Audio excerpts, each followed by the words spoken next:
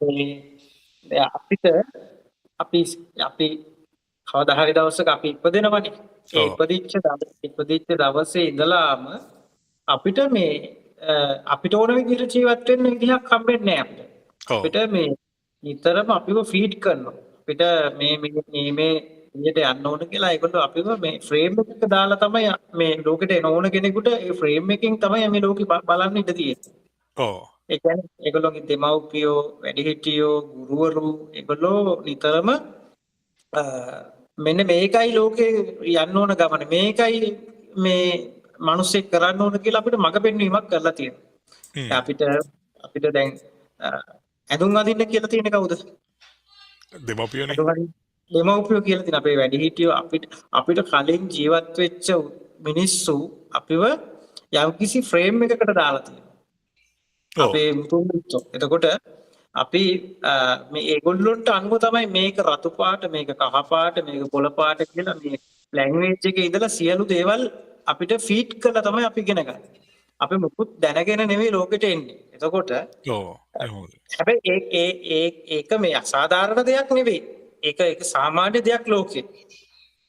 ඒක සාමාන්‍ය දෙයක් ලෝකෙ. ඉතින් එහෙම ඒගොල්ලෝ තමයි මේ සිස්ටම් එක හදලා තියෙන්නේ. අපිට කලින් ජීවත් වෙච්ච අතීතයේ තිබිච්ච සිස්ටම් එකක් තමයි ලෝකෙ තියෙන්නේ.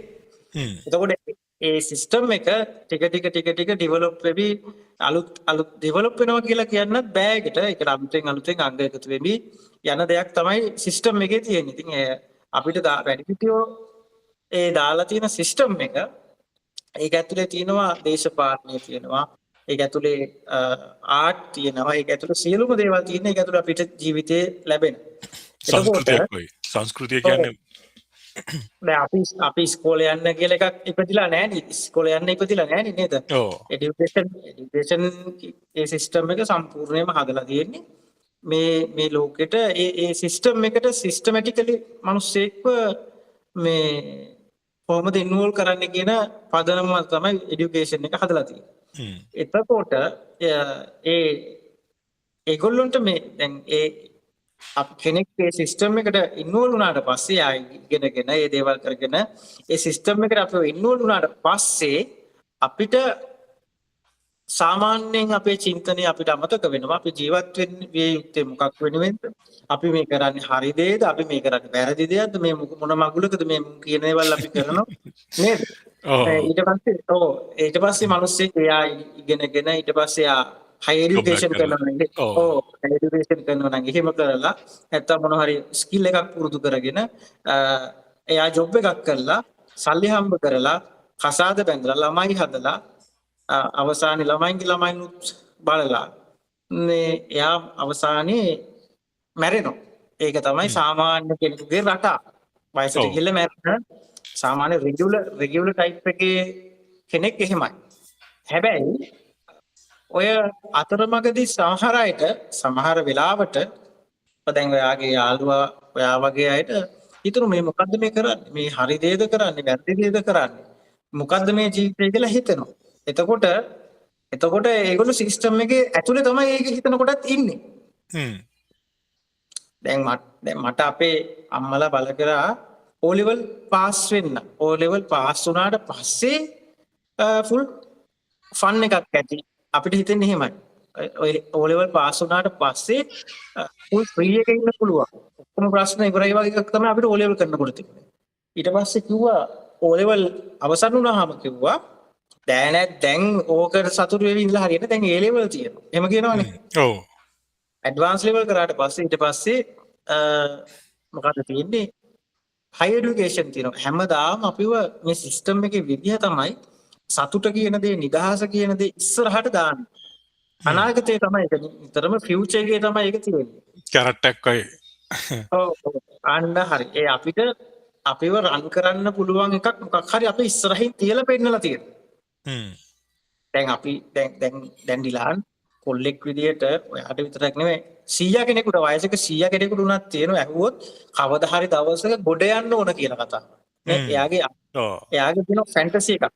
ගොඩ ගියාට පස්සේ කකුල් දෙක උඩ තියාගෙන තමන්ගේ එම්ප්ලොයිස්ලා ඉන්න තමන්ට තියෙන නිදහසේ ඉන්න පරිහරණය කරන්න දේවල් ජීවිතේ විඳින්න වගේ තැනක තමයි එයා ඉන්නේ. ඒක තියෙන්නේ ඒක තියෙන්නේ ගොඩ ගියාට පස්සේ තියෙන දෙයක් නේ. ඉස්සරහට. ඒක හැබැයි අද නෙමෙයි තියෙන්නේ අනාගතේ තියෙනවා. හැබැයි ඒ කියන ෆියුචර් එක, ඒ කියන ෆැන්ටසි එක, ඒ ඩ්‍රීම් එක රියල් වර්ල්ඩ් එකේ නෑ. ඒක හැමදාම ඉස්සරහා තියෙන්නේ. අපි ගත්තොත් ඉලොන් මස්ක් ගත්තත් දැන් ලෝකේ ඉන්න සක්සස් වෙලා කියන මිනිස්සුયો ගත්තත් ඒ මිනිස්සුත් තව අනාගතේ ඒ වගේ තියාගෙන තමයි ඉන්නේ. ඔව්. එතකොට ඔය සිස්ටම් එක ඇතුලේ මිනිස්සුන්ට නිදහස කියන එක නැති වෙනවා. ඒ සිස්ටම් එකේ නිදහස තියෙන හැමදාම අනාගතේ ෆියුචර් එකේ තමයි ඒ නිදහස තියෙන්නේ. එතකොට අපි හැමදාම වෙහෙසටපත් වෙනවා, හැමදාම දුවනවා. ඒක පිටිපස්සේ කෙලින්ම අපි වහල්ලු වගේ තමයි අපි ජීවත් වෙන්නේ. ඔව්. එතකොට අපි රේස් එකක ඉන්නේ ඇත්තටම. හැමෝම ඔව්. අඩුගානේ ඒ මිනිස්සුන්ට ඒක හිතන්නවත් දැන් අපි මේ ඉන්න රේස් එකක මේ වගේ ප්‍රශ්නයක අපේ ජීවිතේ මේ වගේ තැනක නෙවෙයි තියෙන්න ඕන කියලා කල්පනා කරන්නවත් මිනිස්සුන්ට chance එකක් දීලා නැහැ. ඒ තරම් හිර කරලා තියෙන්නේ. මොකද දැන් ඔයා ජොබ් එකට යන එක නවත්තලා ඉවරලා full fun එකේ ඉන්න ගත්තොත් අද ඔයාට බයක් ඇති කරන ටක් ගාලා අම්මා වගේ family life එකට කෙලවෙන්න යන්නේ. මගේ ඉකොනොමි එක බ්‍රේක් වුණොත් මොකද වෙන්නේ? ඔව්. මගේ සියල්ල අවසන් නේද? මම හෝම්ලස් වෙනවා. දැන් ඔය USA වල හෝම්ලස් වෙලා තමයි ඉන්නේ. එතකොට මේ එයාම හිර වෙලා තියෙන්නේ. එයා බය කරලා තියෙන්නේ නිතරම. එයා ප්‍රෙෂර් කරලා තියෙන්නේ නිතරම. තමන්ගේ ජීවිතේ නිදහස කියන එක ගැන හිතන්නවත් ඒගොල්ලොන්ට අයිඩියා එකක් නැහැ. ඒ වගේම ඊළඟට ඒක තමයි සාමාන්‍ය මිනිසුන්ට වෙලා තියෙන මිනිසුන් හිර කරලා තියෙන විදිහ ඒක. මේ සිස්ටම් එක ඇත්තේ අපි ඒ විදිහට හිර කරලා තමයි මේක හදලා තියෙන්නේ. ඕක ඔය දේ තේරුම් ගත්ත කෙනෙක් තමයි සිද්ධාර්ථ ගෞතම බෝසතාණන් වහන්සේ. බෝධිසත්වයන් වහන්සේ ඔය කියන සියලු දේවල් තිබිච්ච කෙනෙක්.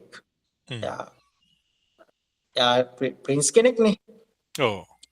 එතකොට ඔය කියන සියලු දේ තිබිලත් එයාට තේරුණා මේක නෙමෙයි ඇත්ත මේක සම්පූර්ණ මේ බොරුවක තමයි මෙයාලා මාව එක්කන් යන්න හදන්නේ. එයා මාව රජ කරන්න හදන්නේ. මෙයාලා හදන්නේ මාව මේ සිස්ටම් එක ඇතුලේ හිර කරන්න, මේ මුළු රාජ්‍යයක්ම බාර දීලා මගේ ජීවිතේ මගේ නියම පරමාර්ථය මට හොයාගන්න නැති තත්වයක් තමයි මේ කරන්න හදන්නේ කියන එක එයාට තේරුණා. එයාට තේරුණා මේ අසංකද මෙයා. අසංක තුෂාර. චතුර. ඉතින් මේ කොහොම හරි අපේ මේ සිස්ටම් එක ඇතුලේ තියෙන ලයිෆ් එක එකකින් එළිය තමයි මේක නිදහස් වෙන තැන තියෙන්නේ කියන එක තේරුම් ගත්තා බෝසතාණන් වහන්සේ. ඉතින් එතකොට තමයි තියෙන සියලුම දේවල් අතහැරලා. සියලුම දේවල් අතහැරලා රජකම අතහැරලා මේ පොඩි කබලක් අරගෙන ඒකට හිඟා කනු තමයි උන්වහන්සේ ජීවත් වුනේ. අර ගොඩාක් ඇඳුම් තිබිච්ච සියලුම මහා රාජකීය ඇඳුම් තිබිච්ච සියලු දේවල් අතහැරලා දාලා උන්වහන්සේ සිස්ටම් එකට විරුද්ධ ගමනක් උන්වහන්සේ ගියා. ඒ විරුද්ධ ගමන තමන්ගේ හෘද සාක්ෂියට එකගව ගමන් කරා. එතකොට අර ඒක ඇතුලේ තමයි ඩිලාන් ඔය ඔක්කොම විස්තර ටික තියෙන්නේ. එතකොට උන්වහන්සේ හොයාගත්ත එක තමයි බුද්දිසම් ඇතුලේ තියෙන්නේ. එතකොට ඒ මොක වුණත් ඒ කාට වුණත් ඩිලාන් මේ සිස්ටම් එකෙන් සම්පූර්ණයෙන් ගැලවෙන්න ඉඩක් නැහැ. තමන්ට තමන්ව රියලයිස් කරගන්න විතරයි පුළුවන්. තමන්ට තමන්ව අවබෝධ කරගන්න තමයි පුළුවන්. ඒ ඇරෙන්න මේ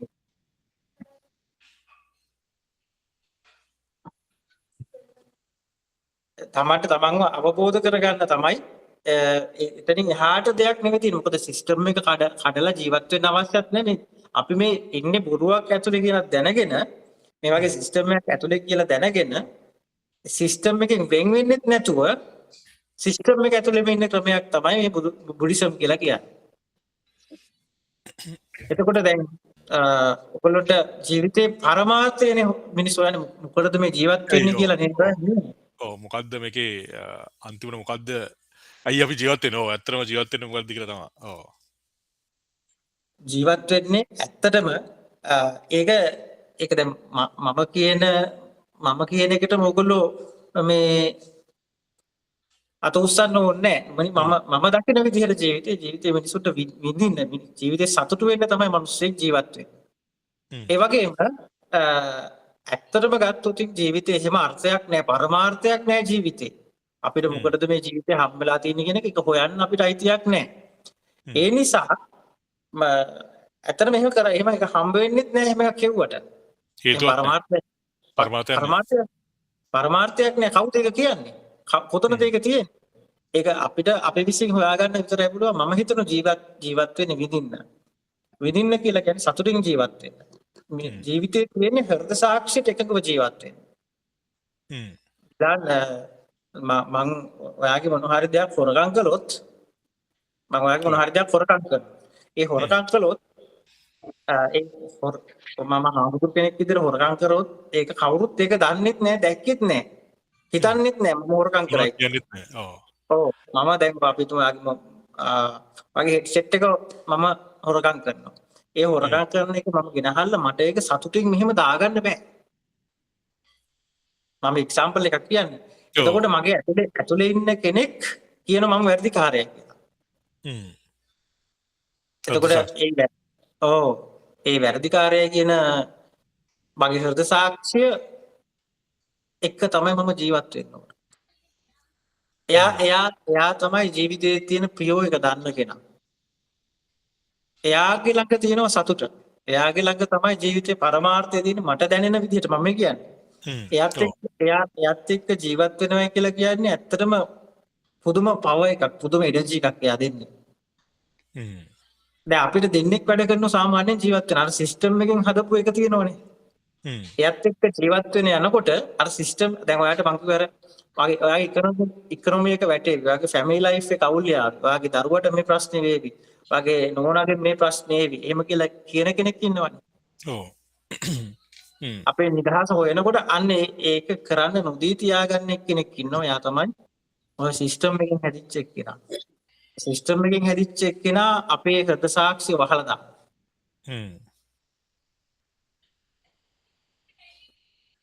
එතකොට ජීවිතේ මම මේක ගවේෂණය කරලා මට දැනෙන දේ තමයි එතන තමයි සතුට තියෙන්නේ.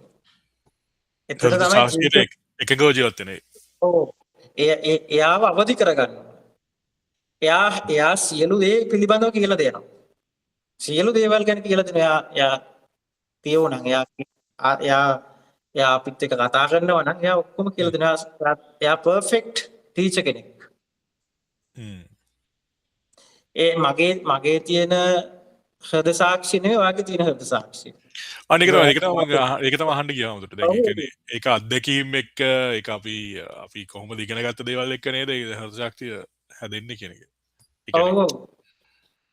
දැන් හිතමු දැන් මෙහෙ ඇදිච්ච ළමයෙක් සමහරලාට දැන් ඔය මාළු බාණ්ඩ හරි මේ සත්තු මරණ කියන එක පොඩි කාලේ ඉඳලම හැදිච්ච එකක්. කියන්නේ අම්මලා තාත්තලා ඉඳලා කියලා දීලා ඒක අපි අර අපේ වගේ අර පාක් කියලා එක දකින්න. ඒතර ඒක හෘද සාක්ෂිය වෙන්නේ ඒක නේද? ඔය ඒක හෘද සාක්ෂිය.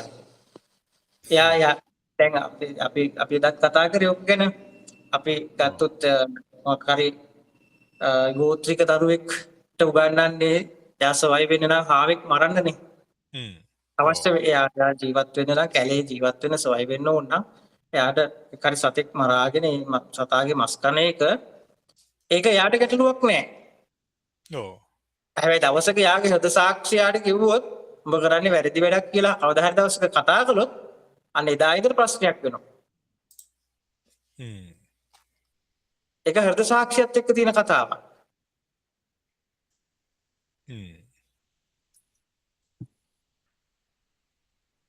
එතකොට ඉතින් ඒ කියන්නේ හාමුදුරු කියන්නේ ඒ කියන්නේ ඉතින් හැබැයි ඒකත් ඉතින් ඒක අපිට කියන්න පුළුවන් ද ඒක තමයි ඇත්ත කියලා. ඒකත් සමහරවිට බොරුවක් වෙන්න පුළුවන්. ඔව් ඒකත් එහෙම තමයි. හරිද? ඒකත් අර සිස්ටම් එකේම හැදිච්ච කෑලි ගොඩක් තියෙනවා. නමුත් හරිද? නමුත් මිනිස්සෙකුට ඒ කියන සාක්ෂිය එක ඒ ආශ්‍රයෙන් ජීවත් වුණාම ජීවිතේ හරිම සතුටක් දැනෙන්න ගන්නවා.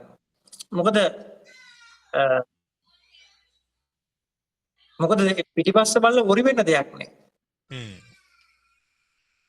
ඒ හෘද සාක්ෂිය දෙන නිදහස මේක. එයා අතීතේම නිදහස් කරනවා කෙනෙක්ව අනාගතේම නිදහස් කරනවා.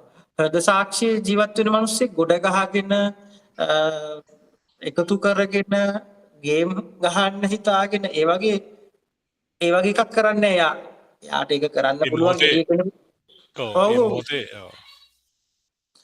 එළියෙන් පේන්න පුළුවන් සමහර වෙලාවට කෙනෙකුට මේකත් මෙහෙම එකක්ම තමයි කියලා. හැබැයි එහෙම කරපු කෙනාගේ අතුලාන්තය එයාට විතරයි ඒක දැනෙන්නේ.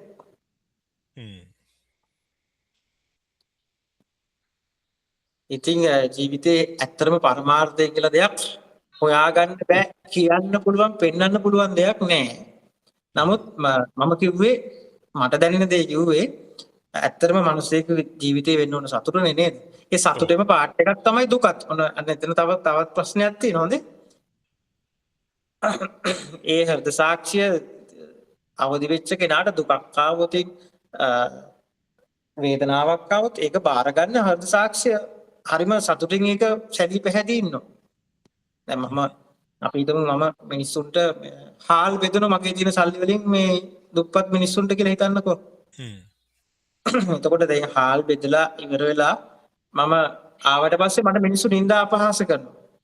ඔකම මෙහෙම ඡන්දිල්ලන්න තමයි ওই වැඩ කරන්නේ. නැත්තම් ලොක්කා වෙන්න තමයි ඔය වැඩ කරන්නේ. ලොකුකම් පෙන්වන්න තමයි හදන්නේ. ඒ වගේ මිනිස්සු දන්නෝනේ ඉතින් නින්දා අපහාස කරන්න පුළුවන්. කිලෝ එකක් අඩුවෙන් හම්බුනත් ඒත් ඉතින් වරින්න පුළුවන් නේද? එතකොට අපිට අරක බලලා අර මිනිස්සු බයින් එක හෘද සාක්ෂි අවදි වෙලා නම් කිසි ගැටලුවක් නැතුව ඒක අසට විඳින්න පුළුවන් ඒක. ඒක දරා ගන්න පුළුවන්. මොකද එහෙම ඒ තරම් එයා සුදුසුයි ඒ දුක් විඳින්න. ඔළුව පහත් කරගෙන ඒක කිසි අවුලක් නැතුව මිනිස්සුන්ගේ තියෙන නොදැනුවත්කම කියලා හිතන්න පුළුවන්. ඒ තරම් හරි ලස්සන මානසිකත්වයක් ඒක.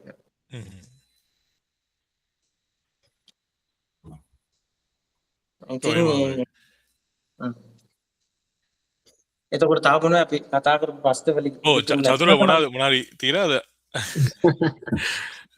චතුර මොනාරි ප්‍රශ්නයක් තියුවා මේ අහන්න ඉන්න. ඉගෙන දැන් හමුදුරු කියන දෙතේන අගන්නේ සිස්ටම් මොකක් හරි සිස්ටම් එකක් තියෙනවා. අපිට ඒකෙන් ගැලවෙනවා කියලා දෙයක් නැහැ. අපි සිස්ටම් එක තේරුම් ගැනීමක් තමයි තියෙන්නේ. ඔව් සිස්ටම් එකේ ගැලවෙන්න බෑ. ගැලවෙනවා කියලා කියන්නේ තේරුම් ගන්න එක තමයි. ඒ කියන්නේ දැන් අපිට දැන් බත්තු වෙනවා කියන්නකො සිස්ටම් එකක් නේ. ඒක මේ ඩෙවලොප් වෙලා හැදිච්ච එකක් නේ මේ මිනිස්සුන්ගේ මේ පරිණාමය තුලේ. බත්තු වෙනවා කියන එක වෙන විදිහකට කරන්න බෑ. බත්තු වෙන විදිහට තමයි කරන්න පුළුවන්. ඒ කියන්නේ මේ වචන ලැන්ග්වේජ් එකේ තියෙන සියලුම දේවල් සිස්ටම් එකෙන් ආපු ඒවා තමයි. ඒක අපිට ප්‍රතික්ෂේප කරන්න බෑ. හැබැයි ඒ සිස්ටම් එක තේරුම් අරගෙන ඉන්නවා. දැන් බත්තු වෙන උදාහරණයක් විදිහට දැන් බත්තු වෙනවා කියන එකට මෙච්චරයි වතුර දාන්නේ මේ විදිහට තමයි හදන්නේ. ඇඟිලි මෙන්න මේ ගන්නට පුරුක් ගන්න තමයි වතුර තියන්නේ. එහෙම සිස්ටම් එකක් හදලා ඕනනම් අපිට එහෙම නැතුවත් හදන්න පුළුවන්. කැඳ එකක් විදිහට හදන්න පුළුවන්, පෙරිබත් හදන්න පුළුවන්. ඕනම් බාගෙට තැම්පෙච්ච ඒවා හදන්න පුළුවන්. හාල් වලින් වෙන මොනවා හරි නිෂ්පාදනය කළා එහෙම මිනිස්සු හිතන්නේ නැති තරම් දේවල් කරන්න පුළුවන් හැකියාවක් තියෙනවා. එතකොට දැන් අර සිස්ටම් එකේ ඇතුළෙම හිර වෙලා ඉන්නකොට අපිට ඒකාකාරයි. සිස්ටම් එකේ අවබෝධ කරගත්ත කෙනා මේකේ තව ඒවා කරන්න මම උදාහරණයක් කියන්නේ. තව දේවල් මේකෙන් කරන්න පුළුවන් කියන එක ඒ ක්‍රියේටිවිටි එක යාට නිරායාසයෙන් වෙනවා. මේක මේ විදිහට නෙවෙයි තවත් විදිහකට වෙනවා. දැන් මිනිස්සෙක් අපිට උදාහරණයක් විදිහට මිනිස්සෙක් අපි බලාපොරොත්තු වෙන්නේ හොඳ කියයි කියන වගේ එකක් නේ. දැන් ඔයගොල්ලෝ මං ආශ්‍රය කරනකොට මට මිත්‍රශීලීව ඉඳීවි ඒ වගේ අද අයිඩියා එකක් මට තියෙන්නේ සාමාන්‍ය මිනිස්සෙක් විදිහට. එතකොට අර අවබෝධ කරගත්ත කෙනෙක් ඉන්නවා නම් එයාට ඔයගොල්ලෝ හොඳ කියයි වගේ මේක තව ඒවත් වෙන්න පුළුවන්. ඒ ඔයාලා මට නින්දා අපහාස කරන්න පුළුවන්. මට ඇවිල්ලා මේ තාක්ස්ලා දාලා මට පහර දෙන්න පුළුවන්. ඒ ඕන විදිහකට වෙන්න පුළුවන් කියලා දැනන් ඉන්නේ. ඒ ගැන කලබල වෙන්නේ නැහැ. ඒ ඕන දෙයකට පුළුවන්. රාමුකට කොටු වෙන්නේ නැහැ වගේ. ඒ කියන්නේ ඕන ඕන දෙයක් කොටු වෙන්නේ නැහැ. සම්භාවිතාවක් වෙන්න. ඔව්. ඕන possibility එකක් තියෙන ලෝකේ. ඕනෙම possibility එකක් තියෙනවා. ඒ possibility එක ඇත්තටම ජීවිතේ මේ ඊළඟ තප්පරේ ඔතන ඔයා දන්නේ නැහැනේ උඩ බෝම්බයක් හයි කරලා තිබ්බ කියලා. යටි මොකක් හරි ට්වීට් එකක් හරි නැත්නම් ස්ටෝම් එකක් හරි ඇවිල්ලා ඔයාව ඔතනදිම නැති වෙයිද කියලා කවුද දන්නේ ඊළඟ තප්පරේ. සියලු ලෝකේ පවතින්නේ අන්න ඒ වගේ අනතුරුදායක තැනක තියෙන. අනතුරුදායක කියලා කියනකොට වැඩි එකට කියන වචනයක් තියෙනවා. මේ අහමුයි ලෝකේ නිතරම වෙන්නේ මොකද්ද ඊළඟට වෙන්නේ මොකද්ද කියලා අපිට කිසි කෙනෙකුට මේ ස්ටේබල් වගේ අන්ස්ටේබල් එක. ඒ අන්ස්ටේබල් එකේ එක තමයි උද්දු එක කරන්නේ. ඊළඟ මොහොතේ ඒක එනර්ජි සෝස් එකක්. ඊළඟ මොහොතේ මොකක් වේද කියන කුතුහලය. ඒ ඊළඟ මොහොතේ මොකක් වේද කියන අනතුරුදායක බව මැද ජීවත් වීම ඇඩ්වෙන්චර් ලයිෆ් එකක්. ඒක හරි ලස්සනයි. ඒකට කලබල වීමක් නෙවෙයි. මේ ටික බලන් ඉන්න තියෙන්නේ. ඒ කියන්නේ මේක තේරුම් ගන්න සිස්ටම් එක තේරුම් ගන්න හොඳම දේ මොකක්ද දන්නවද? ඔයාගෙන් පිටට ඇවිල්ලා ඔයා කොහොමද මේ ලෝකෙත් එක්ක ඩීල් කරන්න කියලා හොඳට ඔයා නිකන් අර අයි විට්නස් එක තියාගෙන ඉන්නේ. ඒ කියන්නේ එළියට වෙන කෙනෙක් විදිහට තමාව බලනවා. සාක්ෂියක් දරන්න. අන්න ඒ වගේ ඔබ්සර්ව් කරන්න අර ඒවා වගේ එළියෙන් මොකක්ද කොහොමද මේ තරහ එන්නේ කොහොමද මම මොන වගේ දේවල් වලට මම කැමති මොන වගේ දේවල්ට මම අකමැති මම ඒවට රියැක්ට් කරන්නේ මේ විදිහ කොයි විදිහටද ඔන්න ওই දේවල් ටික එළියෙන් බලන් හිටියානම් අපිට තේරුම් ගන්න පුළුවන් වෙනවා ටික මොකද්ද මේ වෙන්නේ කියලා. ඒක තමයි සතිපට්ඨානය කියන්නේ. හිතේ තියෙන ටූල්ස් වගේ අපි හරියට දැනගන්නවා වගේද? හිතේ තියෙන ටූල්ස් හිතේ තියෙන ටූල්ස් කියනවට වැඩිය හිතේ තියෙන වීක් පොයින්ට්ස් වැඩ කරන්නේ කොහොමද කියලා නේද එතන. වැඩ කරන්නේ ඒක ඇතුලේ තියෙන මේ මෙකැනිසම් එක.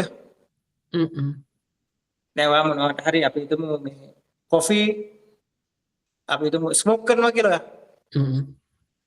ස්මෝක් කරනවා නම් ඒ ස්මෝක් කරන්නේ කොහොමද ඇතුලේ මොකක්ද මේ වැඩ කරන මෙකැනිසම් එක කියලා අපිට හොයලා බලන්න පුළුවන්. ඔබ්සර්ව් කරන්න පුළුවන් කොතනද කොහොමද වැඩ කරන්නේ කියලා. හිත මේ වගේ මොන හරි මේ හැබිට්ස් මොන හරි තියෙද ඔයගොල්ලන්ට? හැබිට්ස් එහෙම නැහැ. ඔක්කොම හැබිට්ස් තමයි.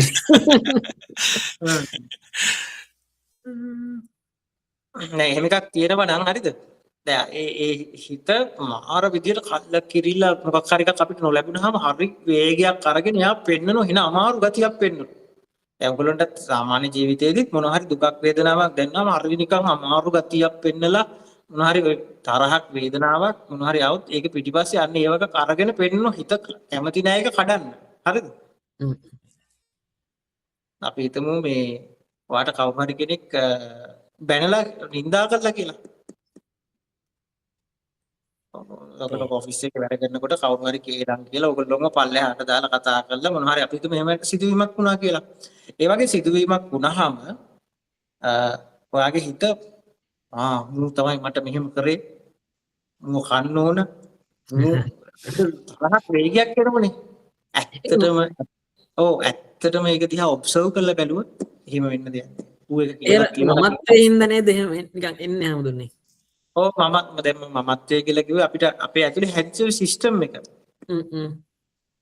අපිට දැන් මෙච්චර කාලයක් ජීවත් වෙලා ඒ අපි ඇතුලේ හදාගත්ත සිස්ටම් එක තමයි ඇත්තට මමත්වයේ ඒ ප්‍රෝග්‍රෑම් එක රන් වෙනවා. අමුකට මේ සිතුවිලි කියනවා කොහෙන්ද එන්නේ? ඒක නිකන් එනවා යනවා. ඒ කියන්නේ අපිට නවත්තන්නත් බෑ නේද? ඔව්. දැන් ඔයාගෙන් මම ප්‍රශ්නයක් අහන්නම්. අපිට හිතෙනවද අපි හිතනවද? ඒක තමයි මම එක හිතලා තියෙනවා. කියන්නේ මම හිතලා තියෙනවා මේ මම මට සිතුවිලි එනවද නැත්නම් සිතුවිලි එන එකට මම කියලා කියනවද? ඒ වගේ නිකන් ඒක තමයි. ඔව් ඔව්. ඒ දැන් ඒකට උත්තරයක් නැහැ. හරිද? ඒක තමයි. ප්‍රොසෙස් එක තමයි මම අහන් ඉන්නකොටක් මේ ඒක ප්‍රොසෙස් එකක්. ඕක තමයි පටිච්ච සමුප්පාදේ කතා. පටිච්ච සමුප්පාදේ බුදුහාමුදුරුවෝ විස්තර කරලා තියෙන්නේ ඔන්න ඔය කතාව හේතුඵල ධහම කියලා කියන්නේ. එතකොට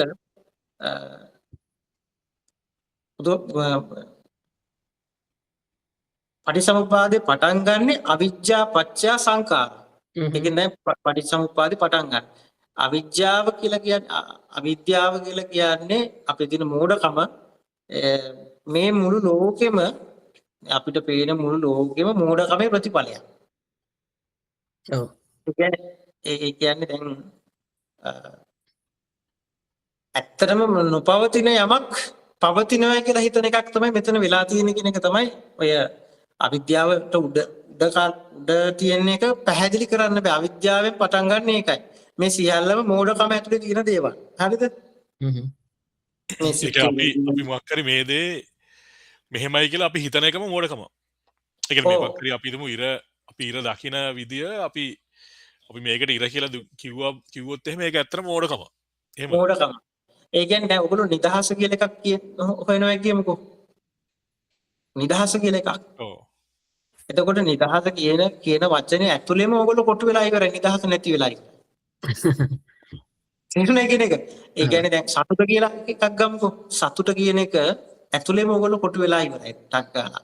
ඒ කියන්නේ ඔයගොල්ලෝ නිදහස අපි හිතමු ඔයා හිතන නිදහස කියලා කියන්නේ බීච් එකක සන් බෙඩ් එකක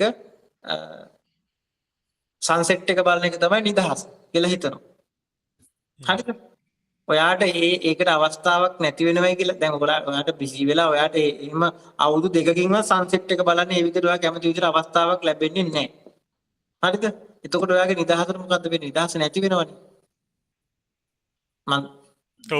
ඒක ඒ කියන්නේ නිදහස කියලා හිතන එකම තමයි නිදහස නැති කරන්න බලපාන්නේ.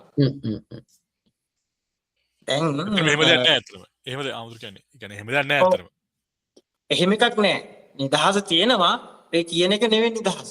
දැන් උදාහරණයක් විදිහට මම කියන්නම් දැන් අපි මිනිස්සයා කියන කෙනාට තියෙනවා ඇස කන නාසය දිව ශරීරය 6 වෙනි එක තියෙනවා මනස. නේ අපිට නේ දැන් ඔය 6 ඇතුලේ තමයි මිනිස්සෙක් කොටු වෙලා ඉන්නේ. ඔය 6 ඇතුලේ මිනිස්සු ඕක ඇතුලේ තමයි අවිද්‍යාව තියෙන්නේ. ඕක ඇතුලේ තමයි මෝහය මෝහාන්ධකාරය තියෙන්නේ. මේ ඔක්කොම ටික තියෙන්නේ ඔය 6 ඇතුලේ. ඇස කන නාසය දිව ශරීරය මනස. හරිද? ඔතනින් එහා එකක් ගැන කිව්වොත් කාට හරි ඔය කියන 6න් එහා එකක් මිනිස්සෙකුට කියන්න ක්‍රමයක් නැහැනේ. ඒක කියන්න මේ මාධ්‍යයක් නැහැ. ඒක කියන්න මේ පුළුවන් ලැන්ග්වේජ් එකක් නැහැ. ඒක තමයි එතනින් පටන් ගන්නෙ. අවිජ්ජාව. ඒක තමයි මිනිස්සුන්ට කියන්න පුළුවන් එච්චරයි. එතනින් උඩට යන්න පාර විතරයි කියන්න පුළුවන්. එතනින් උඩට පොඩි විස්තර තමයි කියන්න පුළුවන්. එතකොට ඔය 6න් එළියේ තියෙන එකක් ගැන තමයි ඔය කතා කරන්නේ. එතකොට දැන් අපේ මේ චතුර ඔයාලා දන්නවනේ මේ හඳ ඔය හඳ කියන එක තියෙන්නේ අපිට පේන තැන අපි හඳ කිව්වම මෙහෙම කියලා ඔයාලට ලොකු අයිඩියා එකක් තියෙනනේ. ඔව්. එතකොට ඔය හඳ චතුරට පේන එකමද ඩිලාන්ට පේන්නේ? නෑ යාට වෙනම හඳක්. යාට වෙනම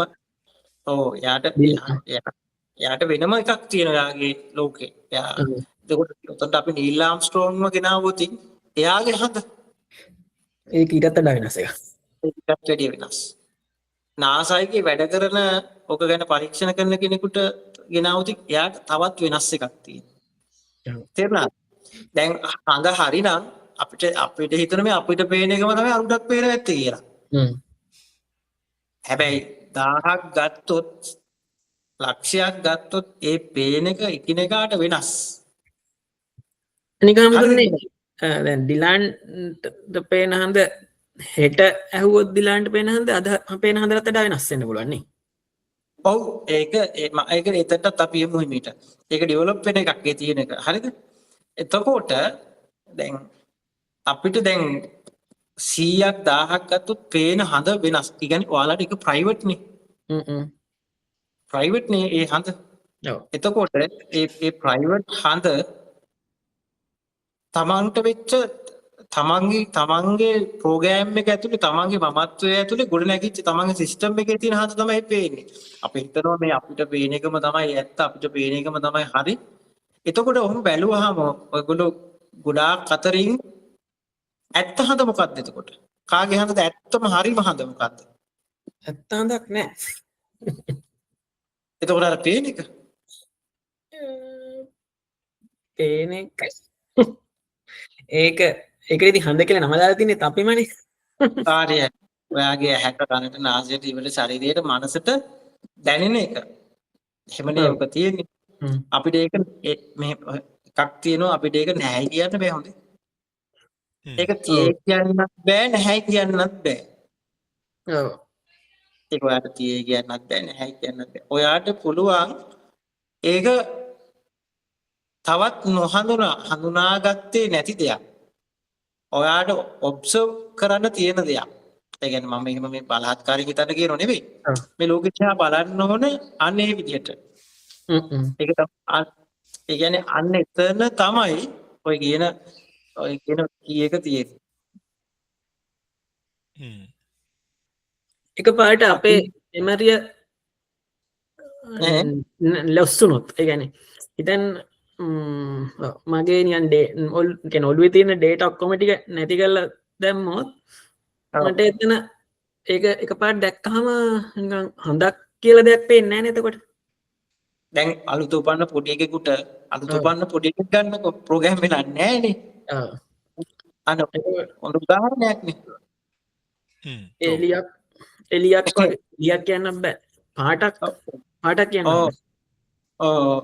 නමුත් එයාටත් එයාගේ ඇතුළෙත් යම් බීජයක් තියෙන පොඩි කෙනෙක්ගේ පොඩි බබෙකුගේ ඇතුළේ වුණත් හරිද? එයාට පොඩි බීජයක් ගෑවිලා තියෙනවා. නමුත් එයා ප්‍රෝග්‍රෑම් වෙලා නැහැනේ. එයාට නිකන් පේන ආලෝක සංඥා ටිකක් විතරයි තියෙන්නේ. එයාට තියෙන්නේ මොකද්ද කියලා අහන්න එපා. පොඩි එක අවිද්‍යාව නේ. අන්න අවිද්‍යාව නැති තැන.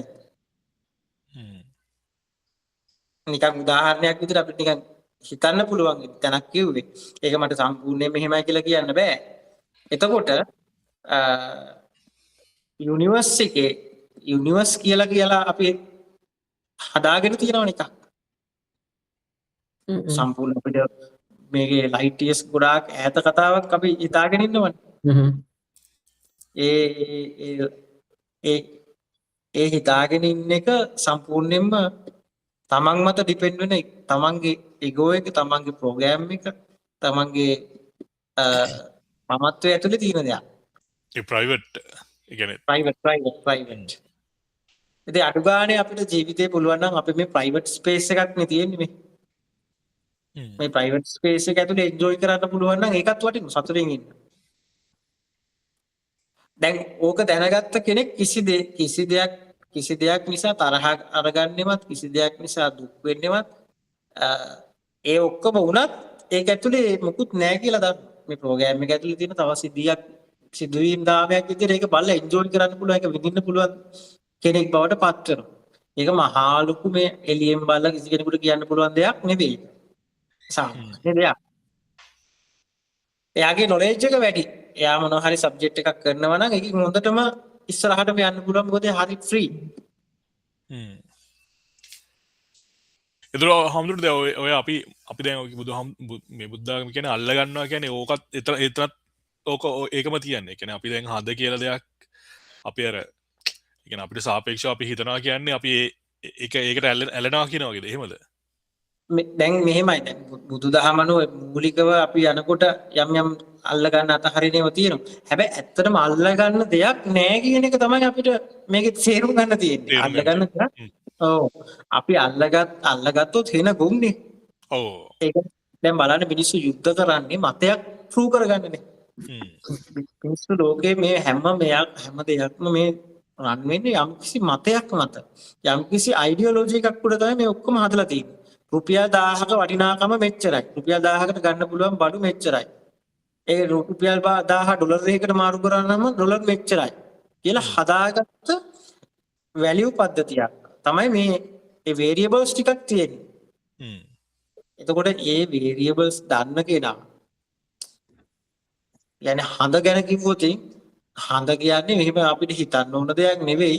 හඳ තියෙන්නේ විඳින්න තියෙන දෙයක්. ඒ හඳ දැක්කහම ඇති ඒක මේ මගේ ප්‍රයිවට් ප්‍රෝග්‍රෑම් එකක ප්‍රොජෙක්ෂන් එකක් ඒ තියෙන්නේ. මගේ තියෙන නොලෙජ් එක, මගේ තියෙන එක්ස්පීරියන්ස් එක අනුව හැදිච්ච ප්‍රෝග්‍රෑම් එකක් හඳ කියලා තියෙන්නේ. ඉතින් ඒක දිහා ඒක අවබෝධයෙන් බලනවා නම් ඇත්තටම අල්ලගන්න දෙයක් නැහැනේ. ඔව්. එහෙමයි ඔව්. දැන් මගේ යාළුවනේ ඔයා. මගේ යාළුවා ඩිලාන් මගේ යාළුවා. එතකොට ඩිලාන් මාත් එක්ක මාස අවුරුද්දකට ආසන්න කාලයක් අපි එකට වැඩ කළා. එක ළඟ ඉඳලා කතා බහ කරලා එක දේවල් පස්සේ ගිහිල්ලා එහෙම අපිට පොඩි අනාගතයක් මේ අතීතයක් තියෙනවනේ. ඒක නෑ. ඒක අපි දෙන්නට නැහැ කියන්න බෑනේ. ඔව් එහෙම. එතකොට මම දන්නවා මම දැකපු ඩිලාන් කියන කෙනා මම දැකපු ටික විතරයි. එයාගේ තව කොච්චර දේවල් නැද්ද ඔයාගේ ලයිෆ් එකේ මම නොදන්න දේවල්. කොයිතරම් ලොකු ඒරියා එකක් වගේ ඔයාගේ ජීවිතයත්. හැබැයි මම හිතනවා නම් මම දැකපු ටිකෙන් ඩිලාන් කියන්නේ මෙහෙම කෙනෙක් කියලා. මම කවුද? ඔව් මෝඩ මේ කෙනෙක්. තේරුන්නේ කෙනෙක්. ඔව්. මිනිසුන්ට වෙන්නේ ඒක. මිනිස්සු හදාගෙන තියෙන්නේ එහෙම මම කියන්නේ ඒක ප්‍රතික්ෂේප කරන්න කියලා. අපිට දැනෙන විදිහට ජීවත් වෙන්න ඕන. හැබැයි අපේ ඇතුළාන්තය ඇතුලේ අරක තියෙනවා නම් ඔය රිලේෂන්ෂිප් එක ඔයාගේ මගේ තියෙන ෆ්‍රෙන්ඩ්ෂිප් එක මට හරියම ස්මූත්ලි ලස්සනට යන්න පුළුවන්. ඔයාත් එක්ක තරහ වුණත් ඔයා වෙලාවක තාපිටම තරහ වුණත් කියලා. ඒ වුණත් මට ඔයත් එක්ක තරහක් ඇති වෙන්නේ. මොකද මම දන්නවා ඔයා මන් හඳුනන දේවල් වෙන්න පුළුවන්. ඔව්. ඔව් ඒක තමයි. ඔව්. මේ දෙකම මැදින් තියෙන්නේ මේ අපිට ජීවත් වෙන්න ක්‍රමේ තියෙන්නේ මේ සිස්ටම් එකයි සිස්ටම් එකෙන් එළිය තියෙන එකයි දෙකම තේරුම් අරගෙන තමයි යන්න ඕන. කාලයක් යනවා ඉතින් ඒක ෆලෝ කරගන්න. ඔව්. අමුදුරනේ ඒකට කියලා ඔය දැන් නිවන කියලා දෙයක් තියෙනවද නැත්නම් නිවන කියලා දෙයක් ඒක එක්කෙනා එක්කෙනාට සාපේක්ෂ දේවල්ද නැත්නම් ඒක මේකනේ. ඔව් දැන් මට දැනෙච්ච දේවල් මම කියන්නේ මේ මට දැනෙච්ච එක කියනවා මිසක් මට පරම සත්‍ය මේකමයි කියලා කියන්න මම එහෙම කියන්නේ නැහැ. මොකද ඔයාට වර්ධින්න පුළුවන්. නිවන දැන් බුදුන් අපේ මේක සංස්කෘතික විදියට ගත්තොත් පටහැනි කතාව. සිද්ධාර්ථ ගෞතමයන් වහන්සේ තමන්ගේ මාලිගාවෙන් එළියට ගිහිල්ලා මොකක් හොයාගෙනද ගියේ? මහා විනිශ්චයණය කරේ මොකක් හොයාගෙනද කිව්වොත් සත්‍ය සොයාගෙන.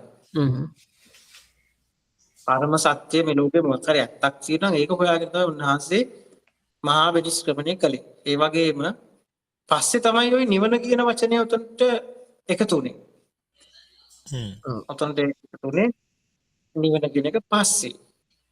එතකොට අර නිවන කියලා කියන්නේ මොකද්ද? පරම සත්‍ය කියන්නේ මොකද්ද? ඕනම දෙයක් ඇතුලේ තියෙනවා concept කියන එක. මම කියන එක තේරුණා? ඒ කියන්නේ ඒක concept එකක්. තවත් අර system එකේ තව වචනයක්.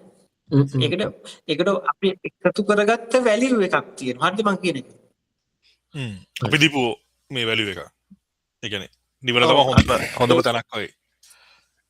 ඔව්. ඒක අපේ ෆයිනල් ඩෙස්ටිනේෂන් එක කියලා හිතාගෙන ඉන්නේ බෞද්ධයා. ඒ ඩෙස්ටිනේෂන් එක මිනිහෙකුගේ ඔළුවේ තියෙන තාක්කල් නිවන පසුපස යන තාක්කල් යන්න එපා කියලා නෙමෙයි කියන්නේ. හරිද? ඒක හොයාගෙන ගිහිල්ලා තමයි ඒක නැති වෙන්නේ කවදා හරි. හරිද? දැන් සිද්ධාර්ථ ගෞතමයන් වහන්සේට එහෙමයි වුණේ. ඒක හොයාගෙන ගිහිල්ලා මේ ලෝකේ සත්‍යයක් ඇති කියලා හොයාගෙන ගිහිල්ලා තමයි ඒක නැති වුණේ. ඉතින් කොහොම හරි ඒක ඇතුළේ මිනිස්සු කොට වෙනවා. ඒකේ ඒක තවත් එක්තරා concept එකක් විතරයි. හමුදුනේ එතකොට හරි නිවන අයින් කරමු. එතකොට මේ ලෝකෙ ඇත්තටම පරම සත්‍ය කියලා දෙයක් තියෙනවා. නැත්තම් ඒ පරම සත්‍යයත් එක එක්කෙනාට සාපේක්ෂයිද?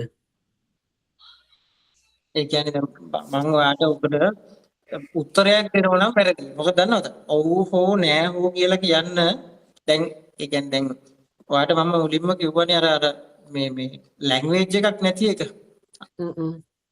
ඒ කියන්නේ ඔයා අපි මේ ඉන්නේ පංචේන්ද්‍රිය ඇතුලේ කුටු වෙච්ච මනසින් ඒ ටික අල්ලගත්ත තැනක කියලා. ඔව්. අසකන නාසය දිව ශරීරයේ මනස කියන හය ඇතුලේ ෂඩ්ේන්ද්‍රිය ඇතුලේ මිනිස්සෙක් හිර වෙලා ජීවත් වෙන්නේ. ඕක ඇතුලේ තමයි ඔය ඕද නෑද සත්‍ය තියේද නැද්ද කියන කතා දෙක තියෙන්නේ. මේක නිකන් ඔයා මේ වගේ උත්තරයක් දුන්නාම මිනිස්සු හැල්සුනේට් වෙනවා. තේරුණාද? මේ නමුත් ඒක කියන්න වෙන්නේ එහෙම. මේ ලැන්ග්වේජ් එකක් නැති එක ඇත්තටම මේ වල පරමාර්ථයක් තියද නැද්ද කියලා අහුවාම මම මේ ලෝකයෙන් උත්තර දෙනවා. මේ ලෝකේ පරමාර්ථය සතුට කියලා. නමුත් පරමාර්ථය එහෙම ලඟු කරන්න පුළුවන් එකක් නෙවෙයි. සතුටද දුකද වේදනාවද ගුටි කණ එකද ඒ ජීවිතයේ ඒ වෙලාවට වෙන එක තමයි පරමාර්ථය.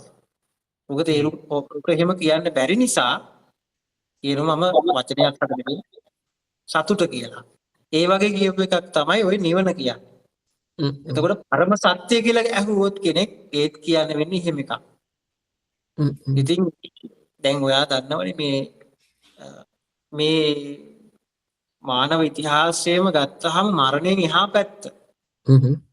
මරණයෙන් පස්සේ මොකද්ද වෙන්නේ? නැත්නම් ඉපදෙන්න කලින් මොකද්ද තිබිලා තියෙන්නේ? කියන ඒ කියන දෙයට ලෝකයේ කිසිම විද්‍යාව කිසිම ආගමික ශාස්ත්‍රවරයෙක් ළඟ කිසිම ෆිලොසොෆි එකක් ඇතුලේ ඒකට උත්තරයක් නැහැ. ඔව්. නිවැරදි උත්තරයක් නැහැ. එක එක නිකන් කටවටි. නිවැරදි උත්තරයක් නැහැ නේකට. අපිට දැන් ඔයාට මොකක් හරි කවුරු හරි කිව්වොත් ඔයා මරණයට පස්සේ ඔයා ස්වර්ගයට යනවා කිව්වොත් ඔයා පිළිගන්නවද ඒක? නෑනේ. නිවන් දකින්නවා කියලා කිව්වොත් පිළිගන්නවද? ඒත් බෑ. අපාය යනවා කිව්වොත් පිළිගන්නවද? ඒත් බෑ. ඒකට සාක්ෂි නෑ. ඒක ප්‍රූව් කරන්න කෙනෙක් නෑ. දැන් අපිට ගිහිල්ලා බලලා එන්න බෑ. කලින් ගිහිල්ලා බලලා අහපු කෙනෙක් නෑ. මරණ ආසන්න අත්දැකීම් කියලා කතාවල් ගොඩක් තියෙනවා. හැබැයි මරණේ නෙවෙයි. ඔව්. ඇත්තටම මරණය කියන්නේ අත්දැකීමක් නෙමෙයි නේද හම්දුනේ. ඒ කියන්නේ ඒක සිතුවිල්ලක් විතරයිනේ. දැන් ඔයාට ඒක එහෙම කිව්වොත් ඒක වැරදීනේ. ඔව්. නෑ දැන් එක්ස්පීරියන්ස් කළා නෑනේ. ඒ කියන්නේ අපි දන්නේ නෑනේ නේද හම්දුනේ. දැන් ඔයා හිතන් මම ඒක දන්නවයි කියලා. මම ඒක දන්නවා. මම ඒක දන්න උනත් මම ඔයාට කිව්වොත් ඔයා පිළිගන්න ඕනද? ඔයා පිළිගන්න ඕන මොඩයි. ඔව්නේ.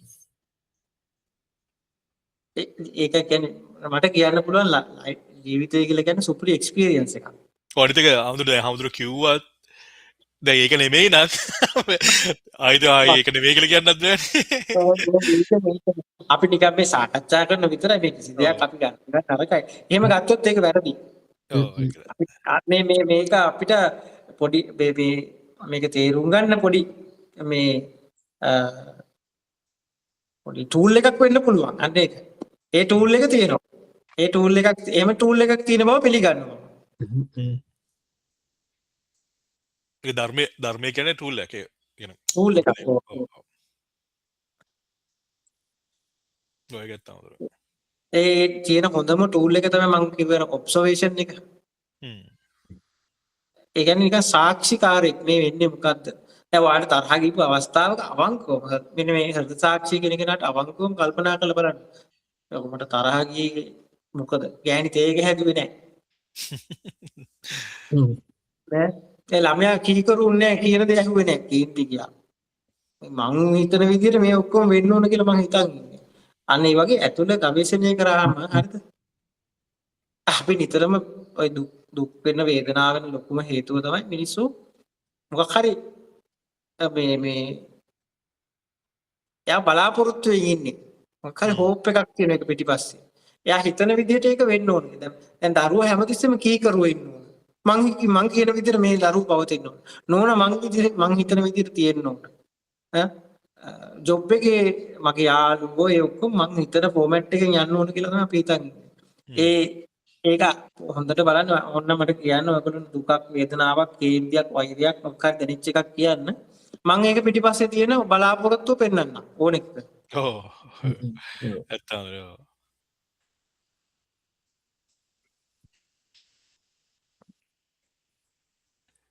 ඉතින් ඒ මිනිස්සු දුකටපත් වෙන වැඩි දෙයක් කරන්න ඕනේ. ඔන්න ඔය මිනිස්සු දුකට වේදනාවට පත් වෙන ටික තේරුම් අරගෙන හිටියා නම් හරිද? ඊට පස්සේ දුක වේදනාව තාතල් වෙනවා. ඔයගොල්ලෝ දුක වේදනාවත් අපිට හරි ෆන්. ඒක විඳින්න දෙයක් තියෙනවා. ඒක ලෙසන් එකක්. අර ඔබ්සර්ව් කරන එකෙන්. ඔබ්සර්ව් කරගෙන මේකෙන් දැන් අපේ මේ බුදුහාමුදුරුවෝ ඒ ඔබ්සර්වේෂන් එක හොඳටම කරා. මිනිස්සු කල් පෙරළුවා මිනිස්සු උනාසය මරන්න ඇතෙක්කමත් කරලා එව්වා තුනුවා එව්වා සමාජයෙන් නින්දාවට පත් කරන්න සමාජයෙන් ප්‍රතික්ෂේප කරන්න ගෑනු අය ලව්වා එක දේවල් කරා නින්දා කළා. ඇත්තටම ඔබ්සර්වේෂන් එක තියෙන්නේ එතකොට තමයි ටේස්ට් එක තියෙන ඔබ්සර්වේෂන් එක. ජීසස් එහෙමයි. අන්තිමට පුරුෂයට වෙලා තමයි උන්වහන්සේ ඔබ්සර්වේෂන් එක අවසන් වුනේ. බුදුන් වහන්සේටත් එහෙම තමයි අවසාන මොහොතේ වතුර පොදක් හම්බුනේ අන්තිම මොහොතේ තමයි ඒකත් හම්බුනේ. ඩිහයිඩ්‍රේට් වෙලා ඉන්න වෙලාවේ පළවෙනි පාර වතුර ඉල්ලුවාම නේ දෙන්න කෙනෙක් නෑ. ඒකට ගොඩක් හේතු කියලා තියෙනවා ගඟේ මෙහිමයි. හේතු අදාළ නෑ. ඒ වගේ කෙනෙකුට වතුර ටිකක් දෙන්න එපා. මිනිස්සු දුන්නේ අනුගාමික වෙන්න පුළුවන් ශ්‍රාවකය වෙන්න පුළුවන් ඒ ළඟ ඉඳපුවා ඒක වගකීමක් විදිහට අරගෙන ක්‍රියාත්මක වුණා නම් ඒක දෙනවා.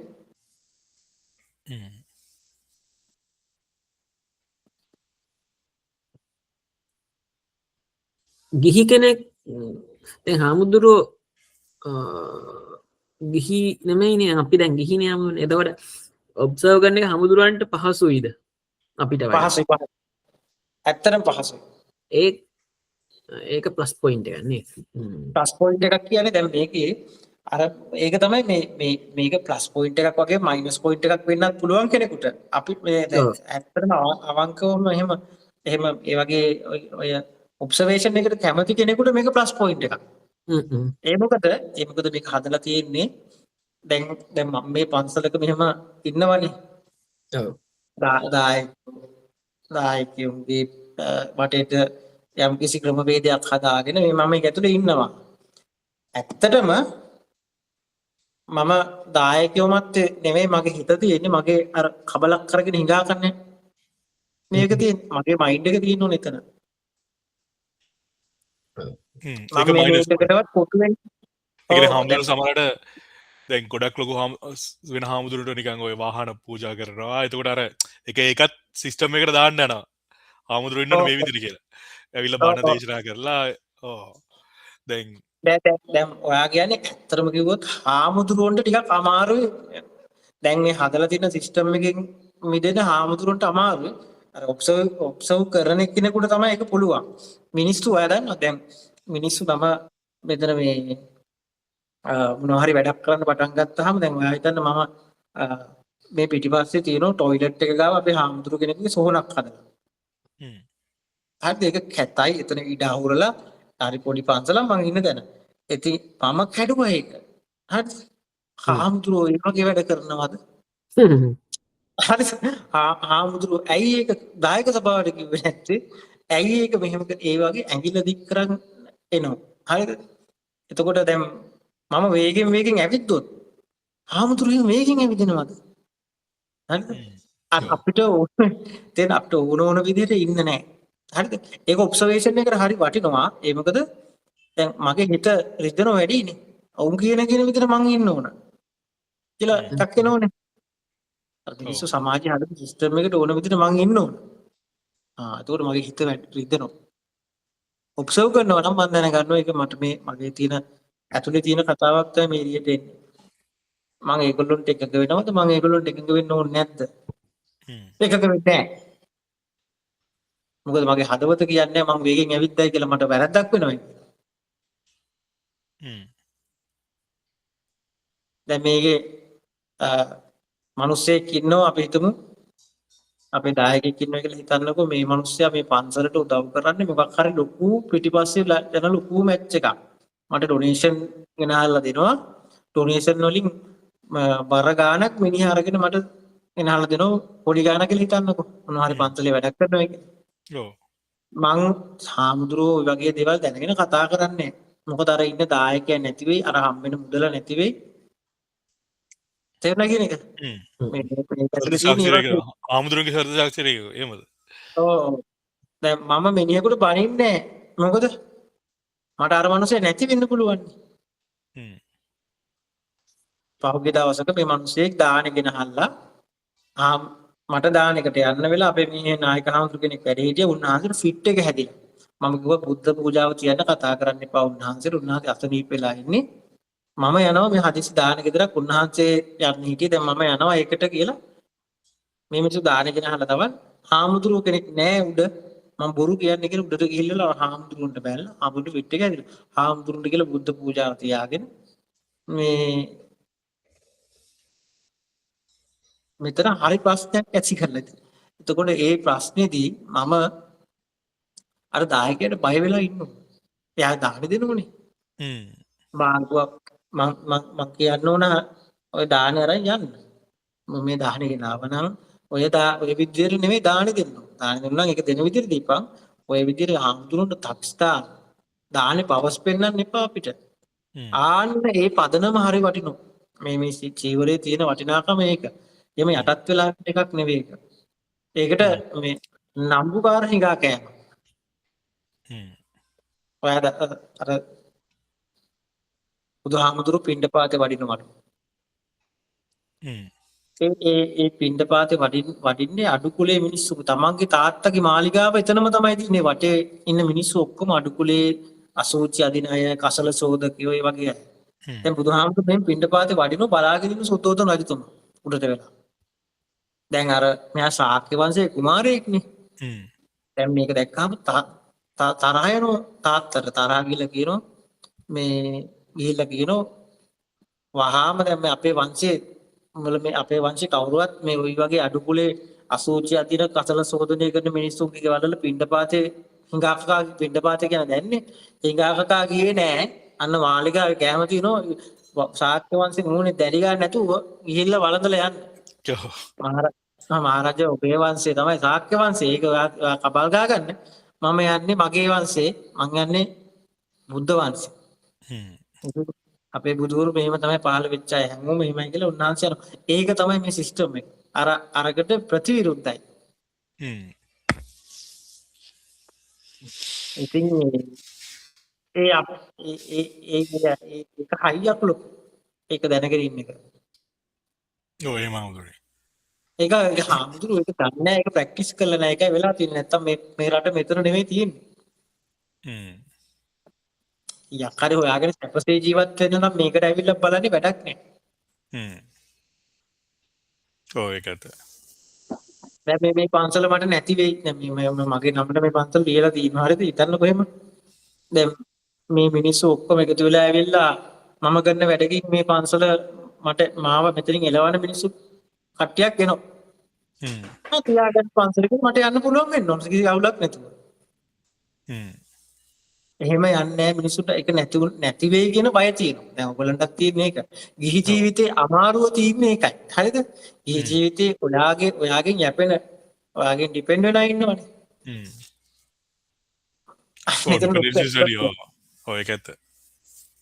ඔයා ලොකු රෙස්පොන්සිබිලිටි එකක ඉන්නේ. හිතන්නකෝ ඔයා ඔයගොල්ලෝ දෙන්නගෙන් එක්කෙනෙක් ලේඩ වුණොත් හොඳටම අවුරුදු 2ක් එක දිගටම මොකක් හරි අසනීපයක් ඔයගොල්ලන්ට වෙනවා. ජොබ් එක සම්පූර්ණයෙන්ම ලොස් නේ. ඉතින් අන්න එතන තමයි අපිට තියෙන chance එක තියෙන්නේ. ඒක හොඳම මොකද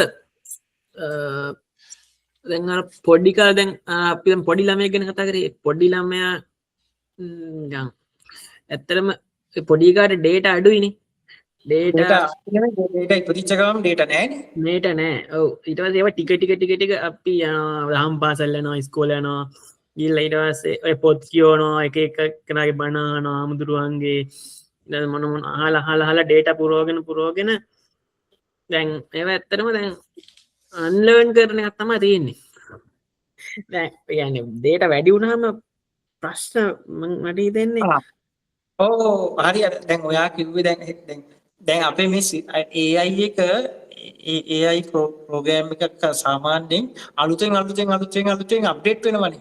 ඔව්. දැන් යාට අලුතෙන් ඉන්ස්ට්‍රක්ෂන් දැන් හිට අලුතෙන් අප්ඩේට් එකට අලුතෙන් ඉන්ස්ට්‍රක්ෂන් එනවා මේ විදිහට ප්‍රොසෙස් කරන්න යා. ඔයා මේ විදිහට ප්‍රොසෙස් කරන්න. දැන් අලුතෙන් සබ්ජෙක්ට් එකක් තියෙනවා DHTML කියලා. එයාට ඒ ඩේටා ටිකක් එනවා අලුතෙන්. හරිද? ඒ වගේ දැන් ඔයා දැන් අද ඔයා දැන් චතුරව දන්නව ඩිලාන්. හරිද? දැන් අද දන්න ඩිලාන් කියන එයාගේ සිස්ටම් එකේ ඉන්ස්ටෝල් වෙලා තියෙනවා ඩිලාන් කියන ඩේටා ටික. හරිද? ඔව්. හෙට ඕගොල්ලෝ දෙන්න යනවා කොහේ හරි ට්‍රිප් එකක්. ඔව්. ඒ ට්‍රිප් එකේදී අලුතෙන් ඩිලාන් ගැන අලුත් ඩේටා ඔයාට තව ඔයාගේ ඩේටාබේස් එකට යනවා. අප්ඩේට් කරලා. තේරුණාද? ඔව්. අර අලුතෙන් දේවල් ඉගෙන ගන්න ඒ කියන්නේ මේක හැමදාම මේ ඩේටා අලුත් වෙවි යනවා. ඒක ඩෙවලොප් වෙලා සංකීර්ණ වෙලා ලොකු දෙයකට ඔයා දැන් අපි හිතමු දුප්පත් මිනිස්සෙක් කියලා. අද පාරේ ඉන්න මිනිස්සෙක් තව අවුරුදු 5කින් කෝටිපතියෙක් වෙන හොඳම උත්සාහයෙන් වැඩ කරනවා.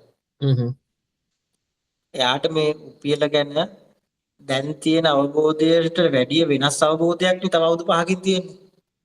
ඔව්.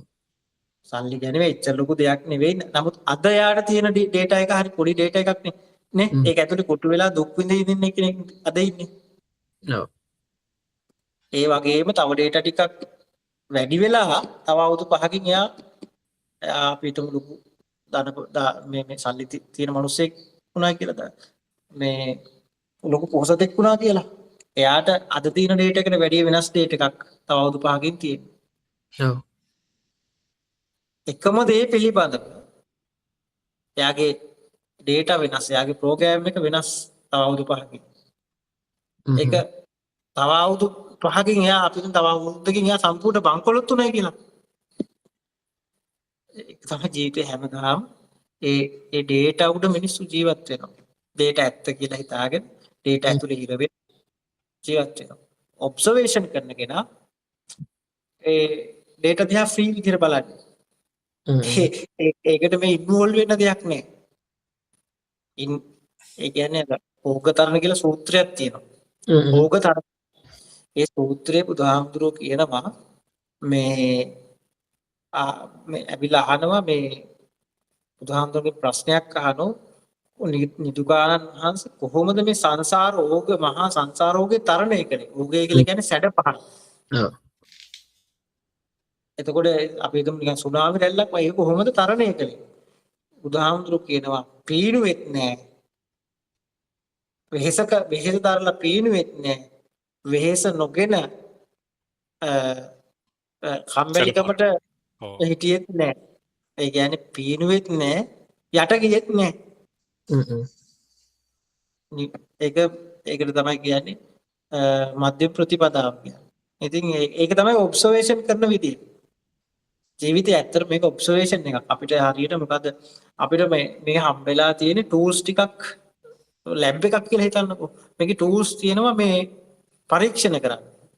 ඉතින් අපි මේ ඒ පරීක්ෂණ කරන්න තියෙන ටෙස්ට් ටියුබ් වලට බීකර්ස් වලට ඒකේ තියෙන කෙමිකල් වලට ලව් කර තරහ වෙවි මේක එපා මේක ඕන කියන එකක් අපි මේ කරන්නේ. අර ටූල්ස් වලින් අදාළ පරීක්ෂණ අපිට හම්බෙච්ච ටූල්ස් ටිකෙන් ඒ ඔබ්සර්වේෂන් එක කරන්නේ නැති එක තමයි අවුල තියෙන්නේ.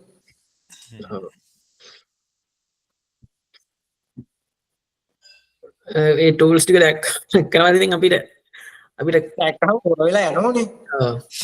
අර කරන්න ඕන දේ නෙමෙයි කරන්නේ නේද? ඔව් ලස්සන කැලම දැක්කොත් දැන් උතනින් යනවා නේද? ටූල් එකෙන් පරීක්ෂණය කරන්න ටූල් එක කර තියාගන්න